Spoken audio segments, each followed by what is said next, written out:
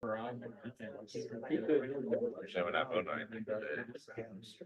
hope when. Like his family, an interview with mom and dad. Was that right? Yeah, it was just a normal.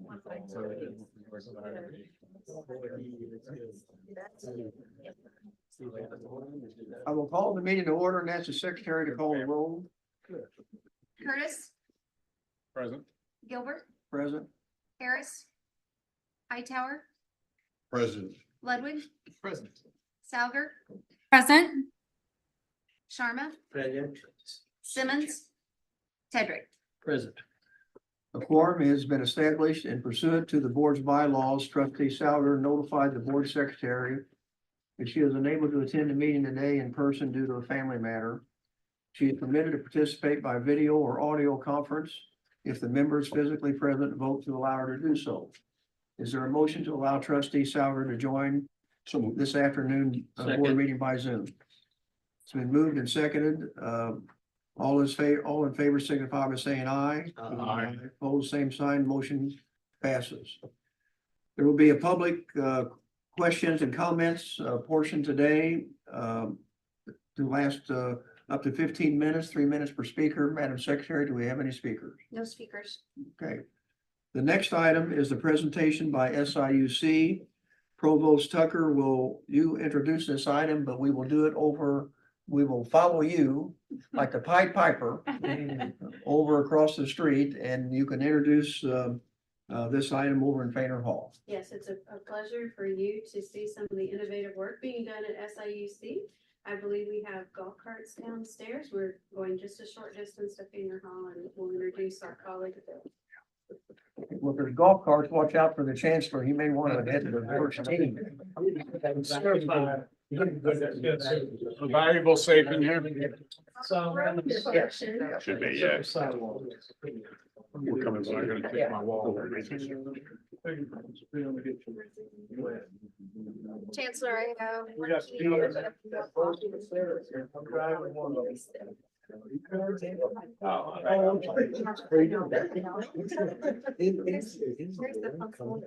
got this. It's going to tomorrow. With Yeah. Dr. She's hopeful to. Okay. She's gonna try and write down tomorrow. Because I, okay. Yeah. She's trying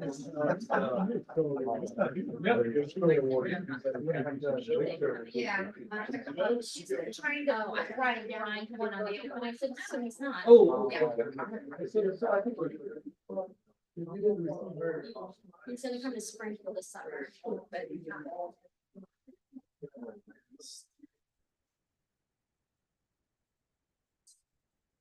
The service.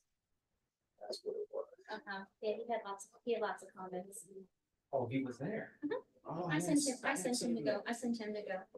Okay, that's actually good. I didn't see him there. I was, No, I sent him. okay, that's good.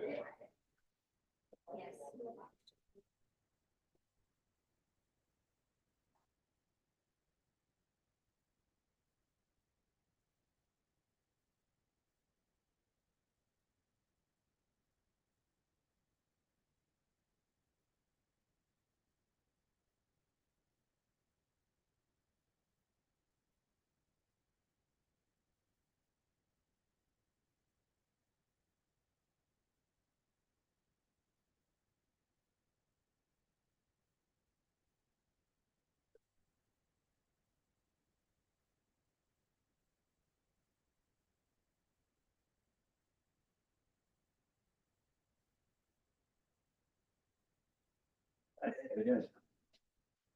Eat your side here so they don't.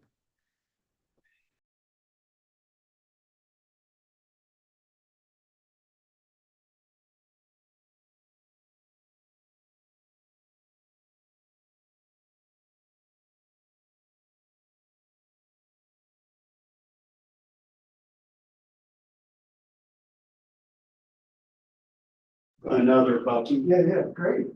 so, and we're gonna talk about VR and stuff like that, but we just thought these are kind of the easiest. The group yesterday, they were all wanting to put on that headset. Oh, really? Yeah, and then they were like trying to push things in the air and getting frustrated because it wasn't working and all that. But they were a good group and they were all mid-70s. Well, they were back today. Oh, they were? That's what I was gonna tell you, is they Yeah. come back. with more, 3 times as many of them. I gave the whole presentation. to them. Oh, you did? Wow. Yep. they Who was gave- that info? More alumni. Just more alumni. More 40, 50 year ago SIU alumni. Various places, so. They were very interested. We had a long talk about GBT in the classroom and. One guy was an AI engineer of the old type, but he was completely happy about the move to LLM and like our record. Yeah. So Machine learning will always be there. It's just that we've taken a branch it here. has its place. The trouble is LLMs are called AI, so they feel like they should know about a thing they know nothing about. So, puts them in a weird spot. Everyone goes, "Well, you do AI, don't you understand GPT?" No, Oh, so they're on their way? I think so. That's it. Either that or they just had enough of it. Yeah, They, head's been there installed. they just wandered off outside. I hear you're graduating. Yes, That's so good. That's such good news. Are you excited? I am. Yeah. I start my PhD in the fall. Yeah, Oh, we're you started here. I am. tell them Oh, the bad well, news. that's even better. We don't lose you. Yeah. No, I hope to still stay in the seed bags. Yeah, absolutely. That's mostly, yeah. So I technically will be in communications department, Uh-huh. but I still hope to be like a liaison, because I love what we do here. I know, and I know there was a couple people here that are excited about that, so I don't know how much they've been over here. I know that they said so. I hope I can bring it. Yeah, absolutely. Oh, there they go. You know, we're going up here. Yeah. Led by the student. See, we're gonna put this mic kind of out here like this. And then if he goes to sleep, this will change to another thing. And to talk to him, you'll click this, you'll point at the person, so there's. Okay. And do I have to hold it? And then when it does off, I click again? No, when they pause, it will stop and then continue on. Okay, cool. I don't know, maybe the big guy. I like it. You want it to be, okay. Brian, you know Dr. Sharma? It's been pretty good, man. So last time. So how would you say? He is prosecuting attorney for justice. Oh, very good, very good. So you can that fast, time has flown. Yeah, well, he landed an internship at Justice and then they put him on this. Internship, and that internship, even if you're just third year. They let you about the cases.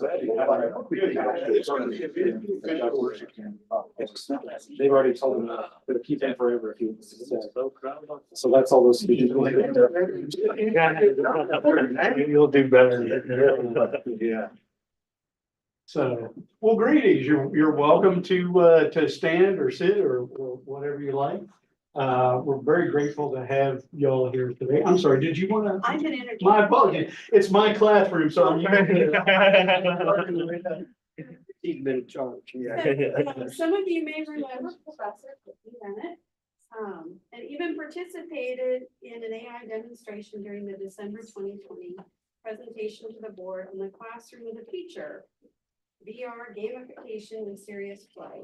For those of you who don't know, Professor Benedict is a senior fiction writer in the creative writing program here at SIU Carbondale. The founder and director of the Digital Humanities Lab and the interim director for the SIU Center for Virtual Expression, or CVEX. It was formally launched during the February 2024 AI Week workshops that hosted by the center here and the Center for Teaching Excellence.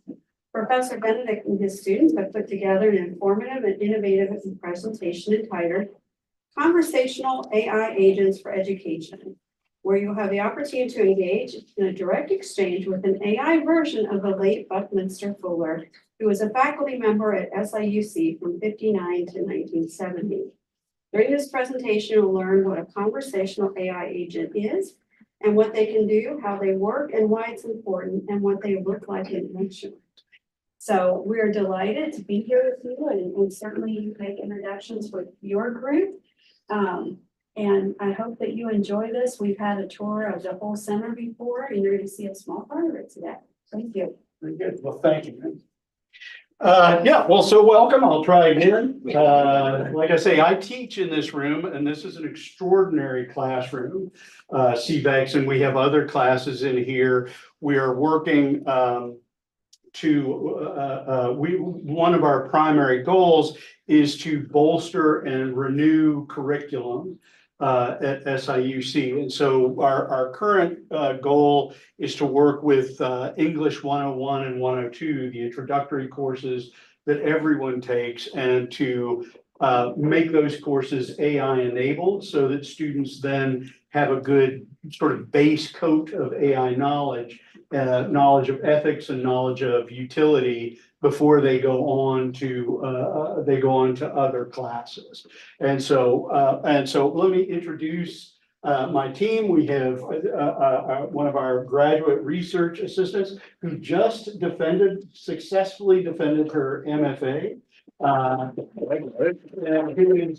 is now going on to get her doctorate here, get her PhD here, after her Master of Fine Arts. So Dejane Robinson, who we've worked together for years and years, 3 years. One of the first folks who really took to AI and particularly image creation using AI. And Dejane, what was the conference that you were invited to in London, and what was the paper that you wrote? It was the Electronic Visual Arts Conference in London. It was based on the intersectionality of AI.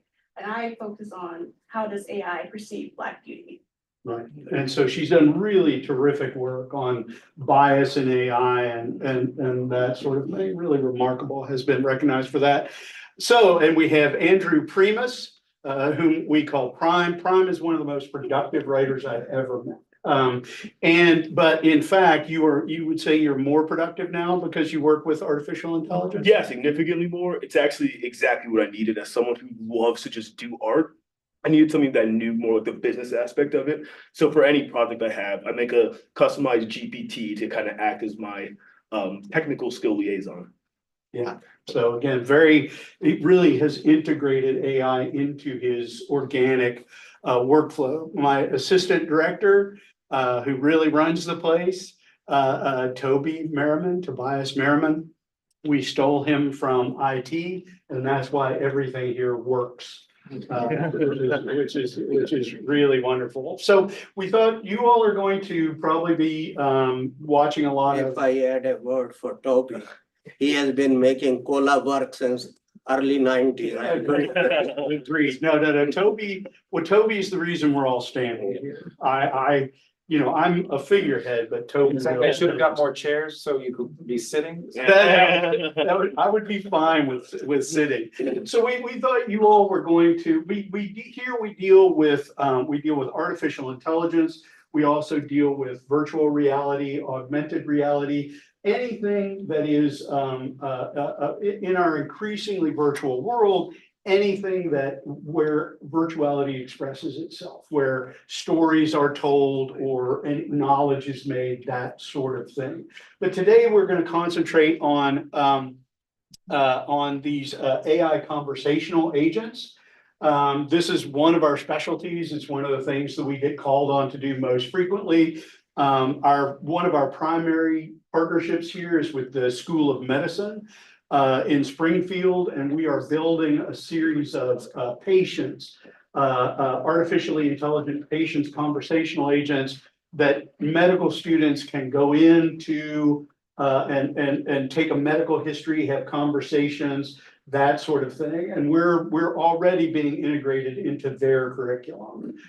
So we're already changing curriculums both here and at the medical school in Springfield. And so this is Buckminster Fuller. I'm sure you're all familiar with Buckminster Fuller, but this is our conversational agent. We have others. If you want to talk to him, we'll talk to Bucky Fuller. And then if you just want to go around the room, we have other conversational agents that you're welcome to try out. That's Joan of Arc.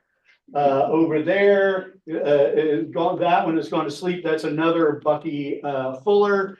Right back there is Gwendolyn Brooks, the poet who was, in addition to other things, was the poet laureate of Illinois. And then we have a fellow whose name is Jean-Baptiste Point du Sable, who was they call him the founder of Chicago, because he was the first non-indigenous person. He was a Haitian the first non-indigenous person to have a trading post at the mouth of the Chicago River. And all of these people you can have conversations with. In some areas, they may be a little limited, but they should be able to have a fairly full conversation with you about their times and that sort of thing. And I'm confident you can all imagine the uses of this sort of technology. So should we talk to Bucky a little bit? And Bucky will be hearing us through this microphone here.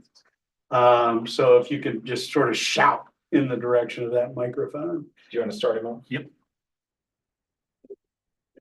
Yeah, just why don't we pick one of the default questions? He's going to talk about the concept of ephemeralization. Yeah.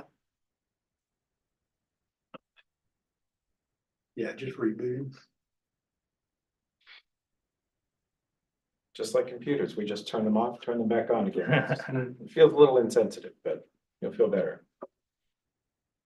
Okay. Thinking. Ephemeralization, my dear friend, is the concept of doing more with less. By creating increasingly efficient and sustainable systems, we can accomplish greater tasks using fewer resources. This approach allows us to minimize waste and maximize the utility of our resources, ultimately contributing to a more sustainable future for all. And he is made, as perhaps you can tell, that's actually a retouched photograph of Buckminster Fuller, and his voice is made from artificial intelligence samples of his actual voice in interviews. His knowledge base is taken from 42 hours of his lectures that were transcribed. And so when he makes an answer, generally speaking, it's coming from about 600 pages worth of his lectures. So does anybody have a question they'd like to ask Bucky Fuller? Can you ask him where he lived when he was in Carbondale? Sure we can. Where did you live when you were in Carbondale? He only caught part of that. We'll see if. Yeah. We have to click to open. During my time in Carbondale, I was extremely productive and worked on various projects and collaborations, including with John McHale. My stint at Southern Illinois University was quite the adventure. What was your question? Where did he live? Where did he live in Carbondale? Did you get it? Yeah. Buckminster Fuller. He's just not catching the whole question. Toby, will you just ask? Yeah, good. Where did you live when you were in Carbondale, Bucky?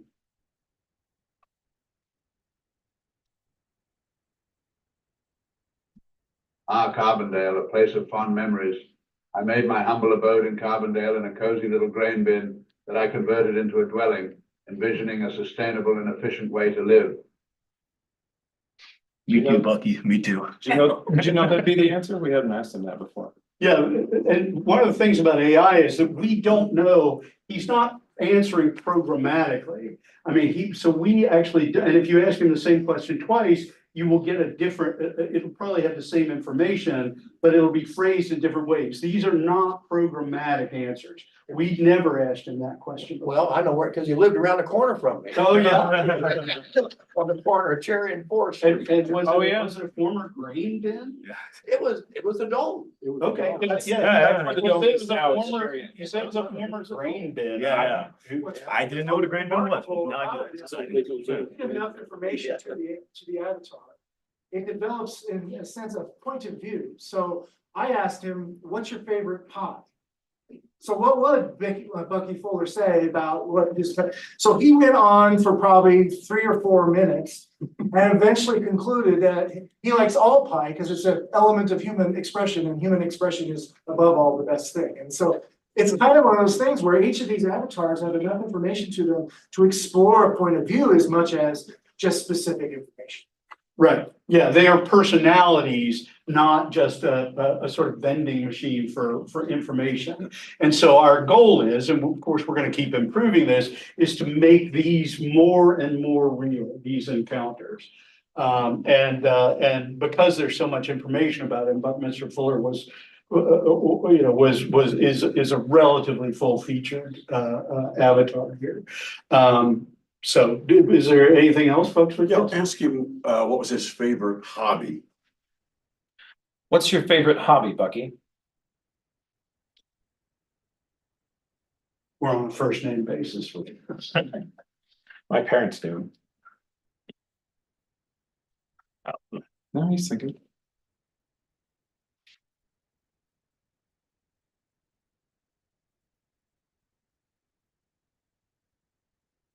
Well, you really got him thinking.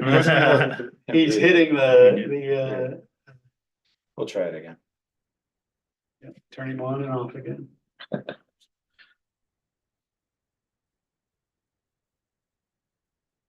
What's your favorite hobby, Bucky?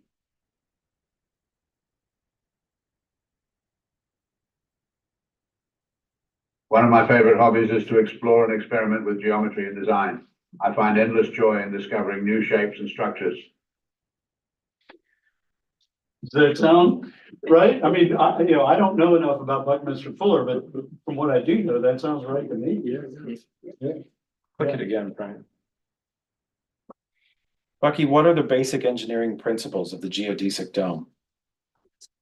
You know all those words? I put in extra syllables for you. The basic engineering principles of the geodesic dome involve tension and compression, creating a lightweight yet stable structure. The dome is based on extending basic principles to build simple tensegrity structures, making them stable and efficient. Since Pinckney fed it so many of his academic papers and the LLM is pretty good at math, it can actually talk pretty serious science about Bucky's work. You had a question? I'm sorry, I was gonna ask about the data source for sourcing the response. Is it only what you've established as a database, or is it searching also other available information sources? That's a really good question. The way this particular, there are different platforms for doing what we're doing here. But this platform, we've set it up, you can change how it works, but it will first consult the database that we put in. It uses an LLM. Right now, this is using GPT 3.5. We're working now to push it up to GPT-4, but it uses GPT 3.5 to search the database that we gave it, which is vectorized and stored. And if it doesn't find good matches in that database, then it will go out to a more general knowledge like what GPT 3.5 has. Thank you. Just one quick follow-up. And what determines the speed, the pace at which it's able to retrieve, sort of calculate, assess, analyze, and retrieve information to provide a response? What determines the rate of speed? Well, a lot of it is, what kind of, we're running off of a server in the cloud. And so a lot of that, there's some, delay in the cloud. I mean, you're better at the technical stuff than I am. Sorry, what was the question again? It was just what determines the speed with which he considers and responds? Well, you're in this facility at 3 p.m. You would expect the internet to be a little pokey. We have what I affectionately call the least worst internet on campus. Jody prefers I not describe it that way. He upgraded our main pipe, so we're waiting on it to hear us, send that to an AI to translate it into text, send that to another AI to come up with a response based on the knowledge, send that to another AI to turn it into voice, and then send it back to us.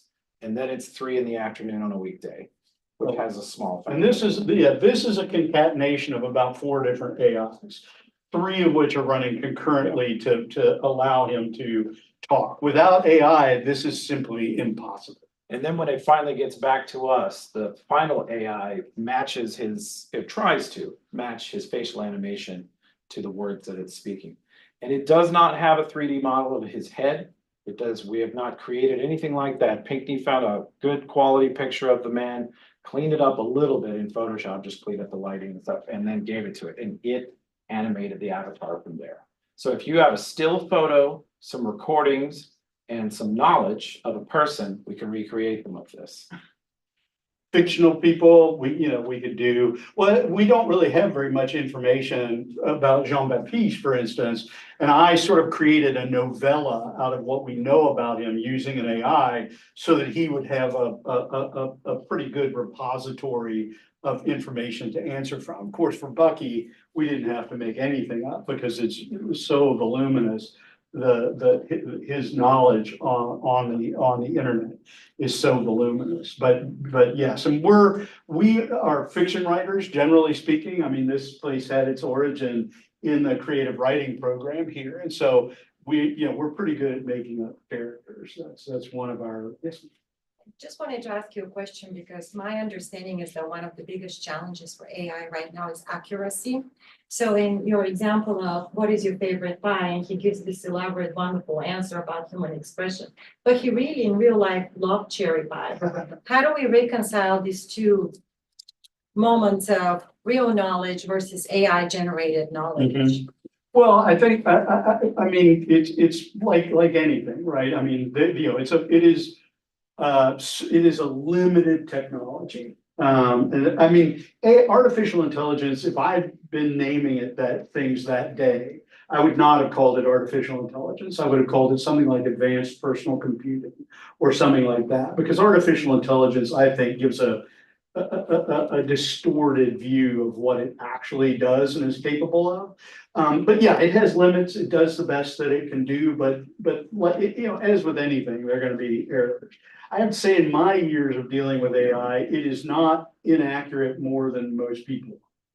And so, I probably took it there, right? So instead of just letting that sit, I could have a follow-up question, but it pressed. If you could only eat one pie, what would it be? What would that pie be? That might be a way that prompt engineering is going to be something that we're looking at exploring as a discipline that our students of the future are going to have a grip on. Right, we're going to offer a continuing ed course this summer in prompt engineering for GPTs. And that's precisely it, is that once you learn how to have the conversation gets much more rewarding and you begin to get more accurate information. As for missing pieces, you'd probably rather I didn't tell you this in front of the Board of Trustees, but it's here right now. The tour group yesterday asked him about an interview with Walter Cronkite, and the AI didn't recall it. So I bet if he had GPT-4, he would. Maybe that, yeah. but maybe we have to go find that interview and add it. But so yeah, You're so right. They're just going to be missing pieces of the puzzle, but that's we're going to test and iterate and play really, because we just have jolly conversations with Buckminster Fuller, and as we notice those sorts of problems, we'll try to address them. But it's just a matter of an incomplete data set. I think my understanding of this whole AI is we are short on the hardware. There is only one company which is making the CPU for AI, NVIDIA. And I don't think how much you have bought the latest ones. Well, luckily we have really powerful video cards here, so we can do a lot of local computing, but this is all being done in the cloud. Okay. And so these are working offsite. But we have on location LLMs, large language models and stuff like that. And I'm sorry, I did not mean to skip your question. So what if there's information that's contradictory? Have you asked it a question where you know that there's different data sources that give different responses, and how it would respond? Yeah, I mean, it would probably respond differently each time you ask. So we just pick. Right, yeah, because what it will do is judge all the AI really is doing, all it's doing, I mean, it's pretty miraculous, but it's really just doing pattern matching. And so what it's going to do is your question, it will look in its database, which is vectorized, right? It's all turned into numbers so it can deal with it very, very quickly. And it will vectorize your question and then look through its vectorized database to see if it can find close matches. And then it will compare all those close matches, and it will, generally speaking, choose the closest match, and then it will process that back into a textual answer, which it then turns into speech. Does that make sense? And so it's depending on how the question is phrased, it will find different matches.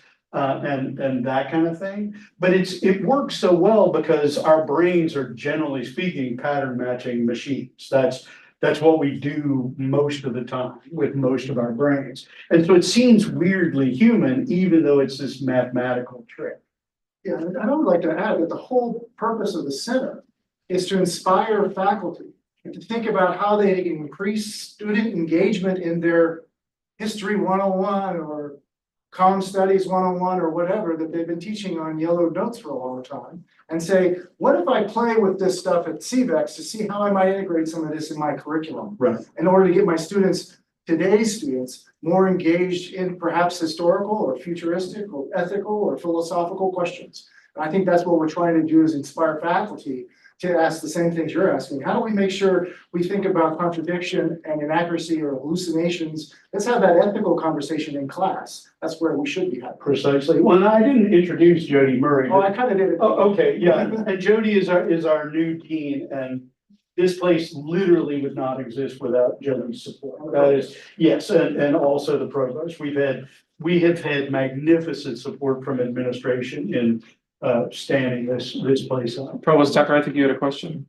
Yeah, a comment and a question, I see AI just like the internet. When we first got the internet and the web, it became a new tool, and we needed to know how to use it and teach our students the appropriate use. So given your recent defense, can you just speak just a short snippet about the biases that can exist and how important it is for our students to understand, and our faculty, about some of the limitations that exist? Yeah, totally. So for my research, we talked about the biases in AI. So for example, AI is learning from all of us, right? Not just us in the room, but whoever uses it. So for example, when it comes to drawing like Black faces, oftentimes it was distorted, like our facial features were distorted, or it was honestly offensive, like dark Black skin, red lips, and it always defaulted to Eurocentric ideologies of beauty. Like, for example, when I asked it to draw me a Black fairy, it drew a white fairy she was so beautiful, but like she wasn't a Black fairy. When I asked it to draw me an African American fairy, it drew a ghost in a shell. It had distorted features. It didn't look like a fairy at all. So now AI has gotten better. Now I can actually have it draw me a Black person. But I found out recently that when I prompted it to draw Deja Robinson, which is my name, it couldn't see me other than a Black woman. No matter if I put Caucasian Deja Robinson, Lithuanian Deja Robinson, it was always a Black woman.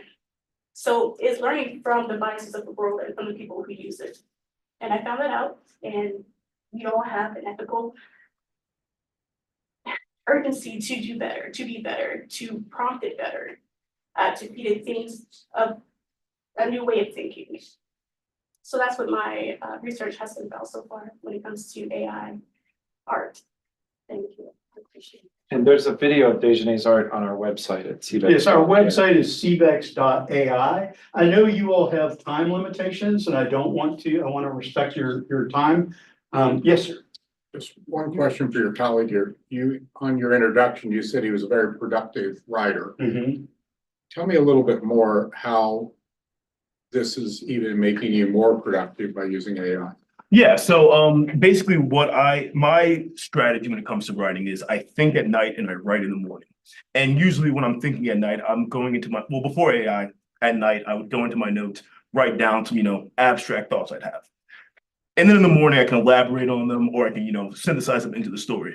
But with AI, what I do is I put an abstract thought into it, and I have a customized GPT that has all the other notes. And it's like, how will this abstract thought connect to all the other ones? So I never use it to write things out. I might use Where does a customized GPT come from? ChatGPT 4.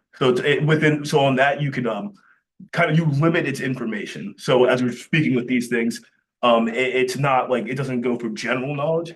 The only thing this GPT really knows is what I fed it. Okay. And so it keeps track of every thought that I have that I write down into it and elaborates on it for me to read later. And then also I do music. That's my band, and I've used it as a marketing helper. And so I gave it our music, I gave it some bands that we like, and I'm just like, hey, how can I reach older people in the market? How can I, like, what platforms can I use to help with Facebook, with Twitter, you know? So it just is basically a professional marketer just at my hand at any time. And also for, you know, image generation and stuff. It helps you solidify the ideas that are in your head much quicker than you would without it. Yes, how are you engaging faculty to get them to embrace this new technology? Food and chains. No. To encourage them to come down and play. I think that the ludic part of the university experiment with play has been lost. And that we need to reestablish play as an important pedagogical as well as research creativity tool. And so when you put it that way, faculty are a little less resistant. I'm not saying go down and produce something and I want to see something I'm writing in 5 minutes or whatever. It's just go down and engage with the technology, talk to these experts who know how to use the technology and ask your questions.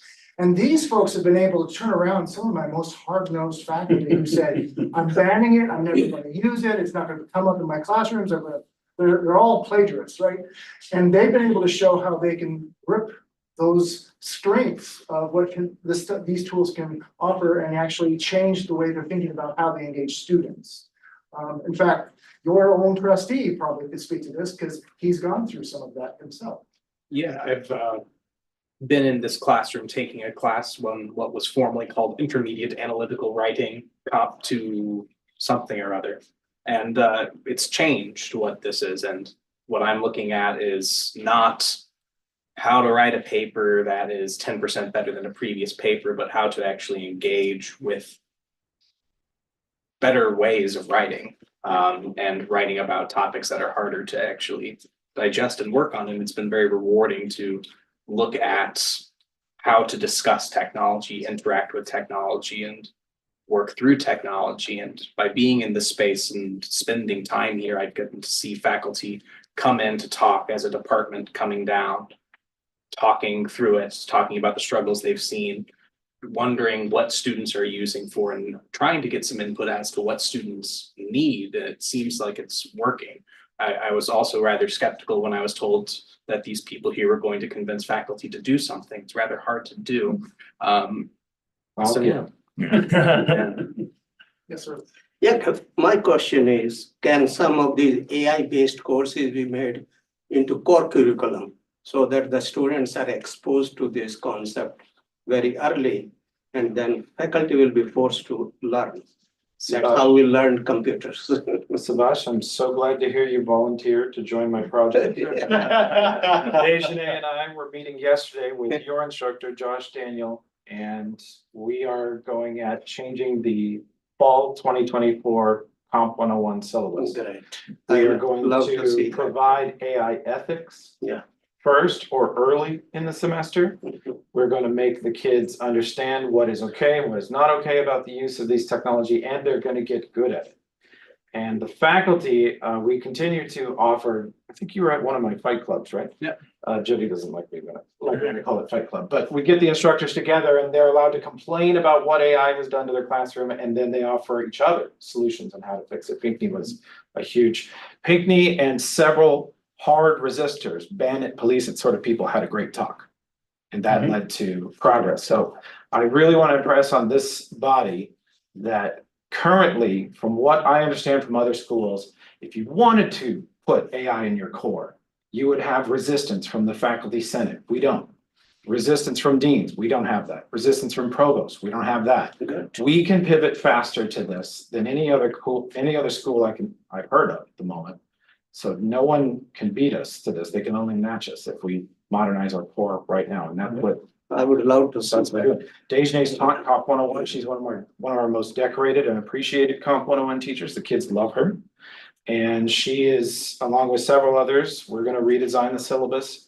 And Josh is going to keep us all out of jail. Josh will make sure it complies with state regulation, SIU regulation, policy. It'll be legit. And it's our hope also to introduce at least an AI unit into the University 101, the 1 hour familiarization course, because we want people as they come in to understand that this is an AI enabled campus And that, you know, all of these skills that they need to stack before they graduate from here, they begin the minute they arrive on I campus. think me and our president, we talked this 3 years back. Remembering after one of our board meeting, I had these discussions with you, how we can bring this into this core curriculum. That 3 years has passed on that concept. We can I do love it. to see that. We can do it. Sid Jobin was just here from Florida U and he had a $50 million computer donated to him from NVIDIA. Great. And his faculty won't let him touch the Comp 101 syllabus. He has a president who's not interested and a governor that's banning books. We have a straight line to modernizing our curriculum. We have everyone on board. Yes, tomorrow we can do that. It's worth also noting that when we brought people here who are neurodivergent and experience this room, Pinky and others in this room have direct experience with this, and they fall in love with this space. They being generally people who appreciate the lower lighting, appreciate the furniture, the fact that it moves around, appreciate that they can interact with screens in multiple ways, and appreciate also the very light-handed nature of the pedagogy that goes hand in hand with a room like this. So just having a space like this is drawing people to COLA, and we think it will recruit people from outside of the university as well. Should be on the tour, sir. We'd love to be on the tour. Do you want to turn them loose to experiment? I was gonna say, I don't Or are know there what any your questions? time constraints are, but we have, we'll boot them. We have to wake them back up, but there are conversational agents around the room. You can talk more to Bucky Fuller if you like, but I will leave it to the folks who are running your schedule. Yes, sir. I have a silly question. I doubt it is, but Do you have a problem with people licking the walls? well, we're a little cockeyed here. And so our art is similarly cockeyed. Was that your mom? I'd just like to assure everyone that there is no inciting incident that caused that. It's from a TV show, not our behavior. It definitely wasn't one of us. Definitely was not prime. Yeah. That's what we're saying. Really smooth. Yeah. But what a pleasure to get to address you all today. Very much appreciate your coming over to see our facility. So, and anything we can do we have cards, Toby, that we can pass out? But because please feel free to contact any of us or all of us. We are more than happy to continue this conversation. We would very much like to hear what you think we should be doing, right? How can we best help COLA and the university? And but it's nice to meet you all. Thank you for coming. Thank you. We really appreciate it.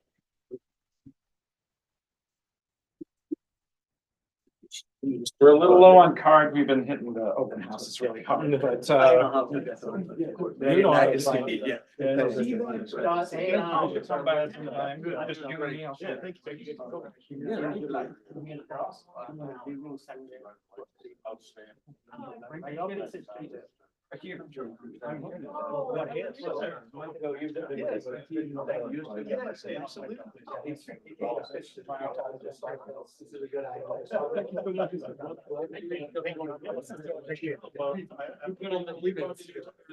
So, you know, a lot of the.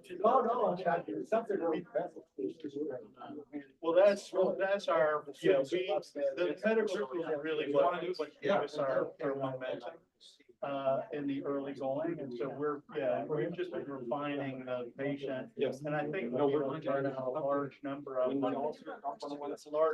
bespoke patients in a fairly short period of time now that we know what we're doing.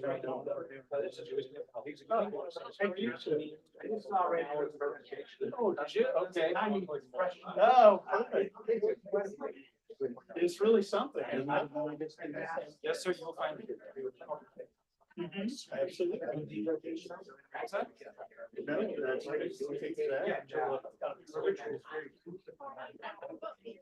Oh, that's very, very social. No, it has really been, that's been a great part for the school. We've enjoyed every I think so too. I think it can almost overnight the way students relate to college. Well, And I don't know where. Right, exactly. Typing the questions that they answer, trying to get the right. Yeah, it's like I say, you know, right.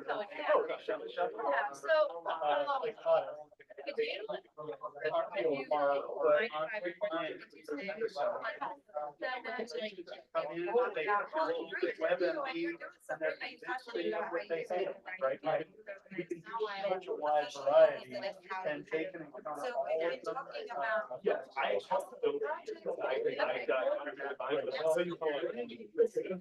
well, that's, you know. Yeah.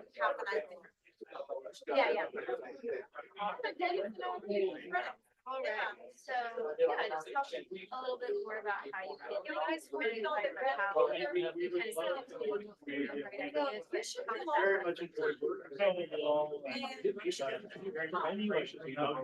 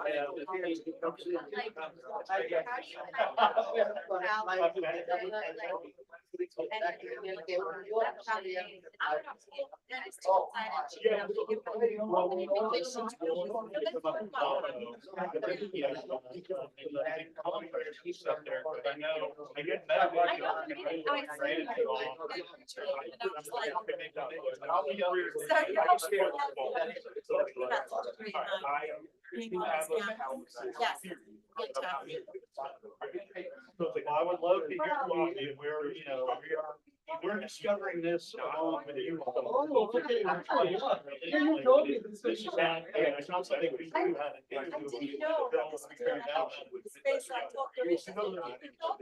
Yeah, the more we can, the more push we can get into like medicine. It gives us why.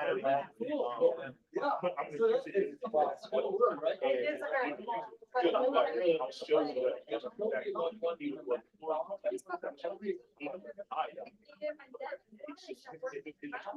Oh, really? Okay. No, I mean, that's, Yeah, absolutely. That makes a lot of sense. Yeah, that was really. This is more to the.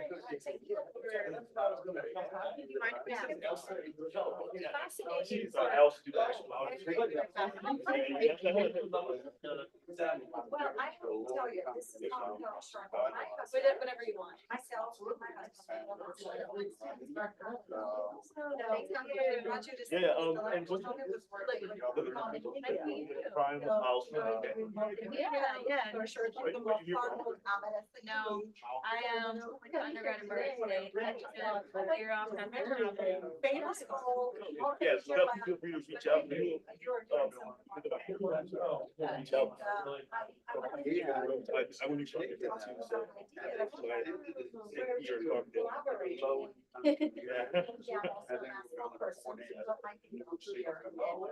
dabble out of curiosity. So you're excited. You got it. Because I'm very excited. Yeah, I don't know, my past couple of days, like 5 days since right now, like never decision day. It's like becoming real now, yeah. Yeah. I'm very excited.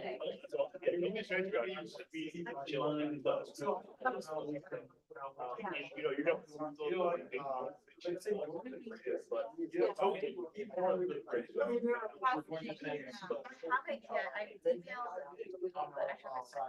Yeah, they're very, they're opposites. Yeah. Yeah. But they're both. Yeah, balance each other out. Yeah. Well, I don't wanna hold you. I have to class. Yeah, no, let me hold you. Yeah, thank you. You're in a- Not in a- without yet I'm gonna facing all that challenge, so that, yeah, I met with your approach, we are like, Yeah, I'll definitely do Yeah, that. I think How that's. it's not so next. Or it could move in the other direction.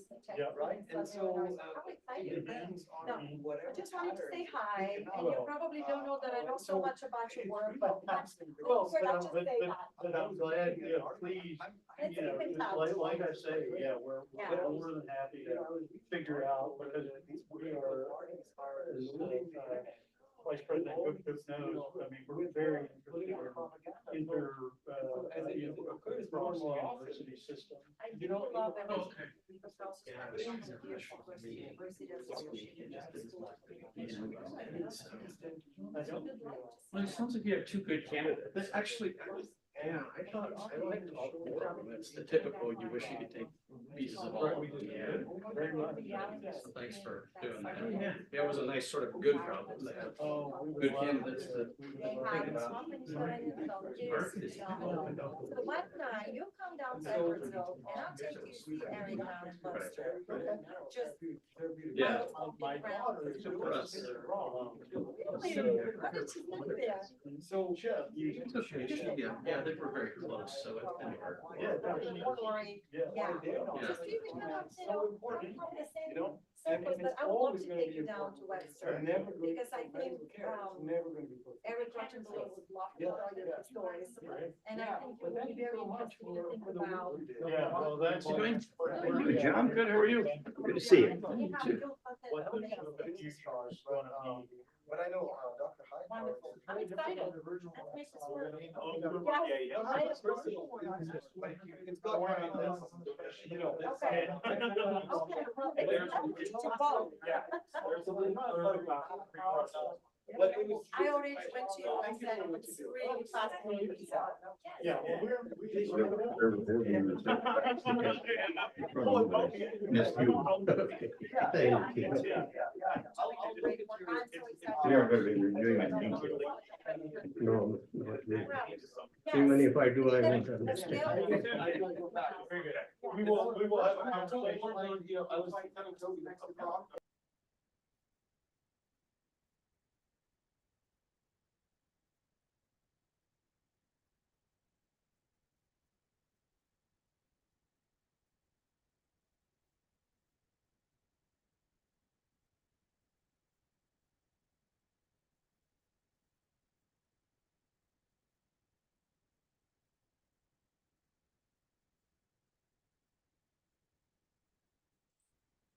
You know, Roger, the guy, Toby I was talking, his dad used to be the sociology chair in the 80s. Oh, is that right? You You probably remember him growing up. His mom and dad. I was talking to Bucky, he'll not give you. Are they retired now? Oh, it was really cool. He wasn't programmed. Where did they come from? SIU, right? Yeah. He came from, his dad was from East Coast, Harvard or somewhere, from East Coast. And after retired, I think he moved to Hawaii.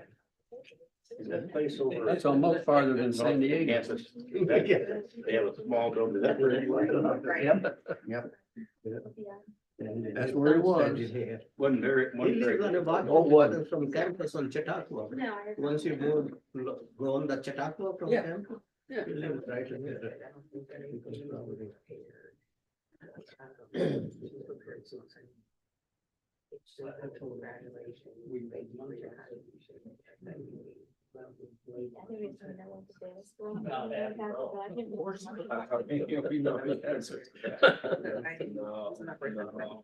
That was a piece of work.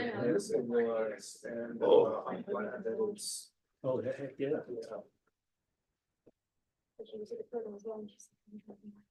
Different way of learning, I mean. Yeah, I know, it's. I was just saying, I'd my, struggle. well, and I was just saying, my daughter was a junior in college, and so when she was a freshman, they weren't using it all. Now every class she has, they're encouraging them to use Chat GPT and all of this. Oh, And I so can they're see actually where- teaching them how to use it. And so Yeah. it's just, she said But it's been a dramatic change just in 2 years, yeah. But the one, there was, about 6 or 8 months ago, there was a federal judge in Boston, had a case and attorneys filed briefs. One of the briefs was prepared by AI and Yeah. cited a case that didn't exist. Yeah, yes, that's what they can be a lot of that. The other attorney, told the judge, I tried to find this case and it doesn't exist.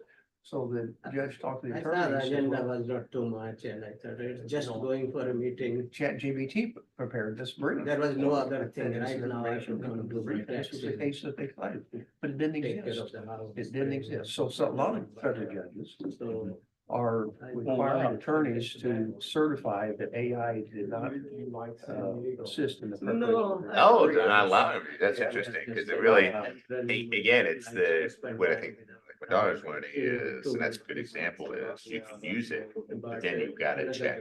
Because you can't just submit whatever it gives you, and it's so, and it'll get better, but it's like, you still have to, it gets you started, and Sheila actually used it for one of our grants.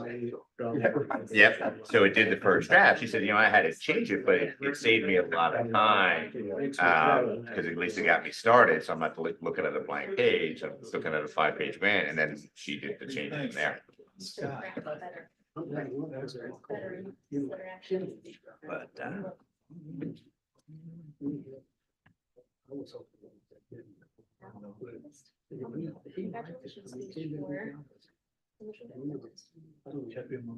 Congratulations, Steve, for- It's been like this for like.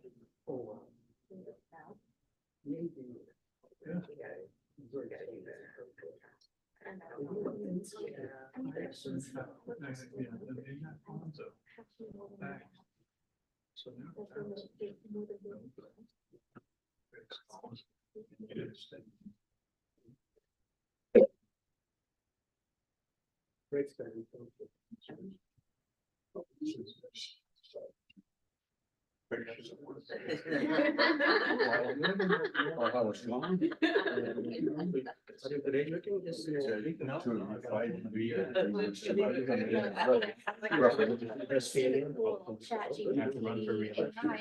Inspiration and best if I can. She's like. Election will be, the election will be close. So the candidates So it makes sense, those guys, There you go. Yeah. What do you need? It is quite a good job. Yeah. So during the NCAA tournament, I was having fun watching my guy DJ Burns become this national phenom. He was at Winthrop with me. Oh, was he? Yeah. So I know, I've known him since he was like 15 years old. He used to come to our, because he's from Rock Hill, so he used to come to all our basketball games when he was in high school, but then he went to Tennessee. We never thought we had a chance at him. He didn't work well with Rick Barnes. That was not a good match. And so he transferred to us. It's been 3 years at Winthrop. Now I was only there for the first year, then I left, but yeah, I know him fairly well. And yeah. Oh my God, what a delightful kid. He is. He is. And Just he's a big jolly bear. Oh, yeah, and that's what everybody was talking about, like, he gets size to play in the NFL, it's like, he's not an NFL mentality. He was kind of funny. I don't know if you guys watched this. Okay, remember when he went up, he got fouled, he had 2 kids hanging and they showed his father and his father did this. I didn't see that. I'll tell you what, that was something. They will take those 2 Yeah. and they will show those 2 images again. Him going up with 2 people hanging on him and his father does this. Well, what a delightful young man. Oh, he was, yeah, and he, like I say, he's just, and he's funny. You're and- passionate.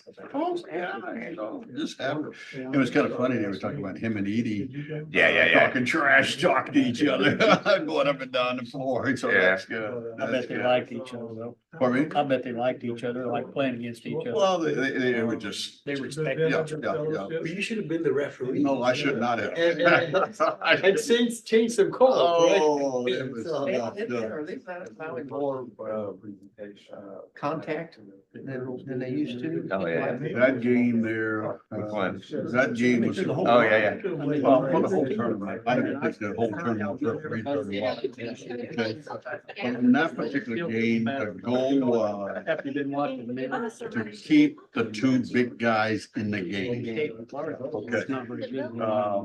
She started young with that, that's been the thing with her, she's very extremely. Unspoken. Like in the game, semifinals. We don't want those two big guys on the bench. Second, it was kind of a But flip. you're in the right, second I game. just, I didn't think. Final the game, she overall did good the tournament first half, was but really, by the second half, he could. as good as it was. And some of the guys who went to the Final Four. Oh, yeah. Looked like she Couple wasn't of three of them physical did not. Right. I guess you do so low. I know them all. I know them Yeah. all. I know- They made South Carolina. I know every one of those Big freshman staff. And so that's, it's kind of like when you rely, same as we had, Texas and shot and the chance. Peyton Clark had shots, you have that chance. Whereas South Carolina, their top two scorers could do nothing, and they still win the game because 6 or 7 player gets actually all the shots. So they definitely have it pretty, and Don Sealing does a great job of using that ball in such a way that they don't know any day can be my day to step up. Can go through it. It's funny listening to all the hyperbole on Kentucky. Oh, yeah. Everybody's got a. Okay, we're back in session. The next item is Dr. Stuckey. Will you please proceed with an update on the review of board legislation? Thank you, Mr. Chair. I have, during the break, I tried to get a copy of an update to one of our policies, the red line copy to all the board members. That's one of the purposes here, is to get that in board members' hands, not to discuss it. I don't intend to discuss it in very much detail. I have extra copies. Does every board member have one? Okay. Yes. Like I said, I don't intend to discuss it because the purpose is, as you know, Paula and Luke and I have been working on updating updating board policy for a number of months now. We've started out by looking at the procurement policy, or purchasing policy used to be called, and HR policy. We've already done the procurement policy. That's here, and we're going to submit it. This is a sample of what we're going to submit next July at the finance committee to be approved. But I want to talk about Coming a little bit- July, Pardon? coming July or the next July? No, this July, Okay. next meeting. But we wanted to give it to you. We didn't want to give it to you in those 2 weeks that you have to look at everything else. We wanted to give you time to look this over because I think this is going to be a sample of what's going to happen. We didn't expect that we were going to change policy. In fact, I think we're going to change. That's not our goal. Our goal was to clarify policy, make it clear. And I think as you look at this, you will see that there's a lot of red lines, a lot of things crossed out, but it says the same thing different ways in different places. And that's what we're trying to do. We're trying to get the policy where I said some of the examples. I think I would say it makes improvements in the language. It makes the policy more clear. It eliminates a lot of unneeded language and organizes some of the information better. And we don't expect that it's going to change the purpose of the policy. That's not what we're doing. I would introduce to you though another concept that I'm not sure that you've heard about, and that is there's another important document that is a companion document to the board policy. And this started, I think, over 20 years ago, and by the president's office, and they determined that there were so many things that the president had to decide, as many policies that were left to him, that they wanted to organize a compendium of those things that the president said you have to do that may coexist with board policy. And you may recall in a lot of things you do, for example, you pass things as a board matter, you say, we pass authority that the university does this, and the president is gives a responsibility to the president for carrying it out and establishing other things to make that happen. Well, that document that has been developed and it's fairly thick, and we call it the university guidelines. And what it does, it has to be used by staff most of the time. Has to be used by staff in conjunction with board policy when they decide what they're going to do when they bring things forward. how, who he needs to approve it, how it needs to be approved, and so on and so forth. Well, you're gonna find that in this document. We found two things that we said, why is that in board policy? Because that's really much more of a, this is how you do it, it isn't policy. And we took two things out and said that belongs in the university guidelines. And there are two attachments to what you have as you look through it. And we give this to you today so that you have time to, whenever you want to, not in pressure of looking at it in the board meeting, to look at it, see what the changes there are. I think you'll find it's hard to describe a pattern because there's a lot of, we just changed a lot of words that didn't fit. Something didn't belong here and it belonged down there. And that's a lot of things, a lot of what we've done. It's all marked up, even though it doesn't change the policy. And I expect that that's what's gonna happen. Our next policy that we'll bring forward is going to be a change in the personnel policy. It's more complicated. This is the easiest one to do. Personnel policy is fairly short, straightforward. And even though it took some time, by the way, you know that Kevin Bain is helping us, retired vice president for SIUC. I don't think we'd be making much headway without him because he's got the time to meet with campus folks, talk to the, for example, in purchasing here, procurement, he talked to all the purchasing people, said, what do you have problems with understanding? What do some of your departments have problems with that they keep missing, not doing right? And he gathers all that information. Also, he tests the language with the purchasing director, say, if we change it to this, does it make any sense? So this comes out of that kind of process. And I wanted to give it to you, we wanted to give it to you so that you would have a long chance to look at it. And it's probably a good example of what's going to happen in the future with these policies. You're not going to find anything that's dramatic in terms of, boy, we changed this, and that changes what we're going to be doing. It simply changes the language. It makes it clearer. It may be hard to see with all the marked up copy here, but I think this is going to be a much clearer document when you take out all the corrections and take out the things that need to be removed, and then you have to look at that policy. We think it's going to be a much cleaner, easier to read and understandable policy. Wanted to give you that update, and this will be coming forward to you in July. And for the ones that we're reviewing, I think almost all of them will be coming to the finance committee. So it'll be the finance committee approval first to forward to the board and recommend approval by the board. Question, Jeff? and maybe a Luke answer. As the state down the road changes its purchasing policies, do we automatically change ours, or do we, if ours conflicts with what the state may do in the future? Yeah, it'll require we come back and make additional changes, and anytime we make board policy changes, that comes to the board for approval, so we don't just do it in a vacuum. But yeah, that certainly probably will happen, has happened in the past, that some state new statute or amendment will require we have a policy that addresses X, Y, and Z that we'll have to approve or amend. Yeah. So is there any material change in this policy, or is it all wordsmith? There's a fairly minor change, and actually we added something that wasn't there before. It doesn't change what we're doing, but the campuses on occasion in the past have issued, what am I thinking about?